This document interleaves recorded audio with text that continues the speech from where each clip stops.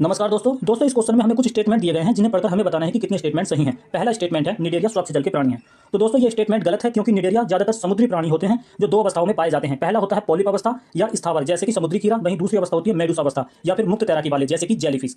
अगला स्टेटमेंट है निडेरिया में अलग अलग मुंह और गुदा के साथ एक कंप्लीट पाचन तंत्र होता है। तो दोस्तों ये स्टेटमेंट भी गलत है क्योंकि इनमें एक ही छिद्र होता है जो फीडिंग और एक्सक्रीशन दोनों का कार्य करता है। अगला स्टेटमेंट है निडेरिया में पाचन केवल बाह्य कोशिकीय होता है। तो दोस्तों ये स्टेटमेंट भी गलत है क्योंकि निडेरिया में पाचन बाह्य कोशिकीय, जठर संवहनी गुहा द्वारा और अंतः कोशिकीय गुहा को अस्तर करने वाली कोशिका के भीतर दोनों तरह का होता है।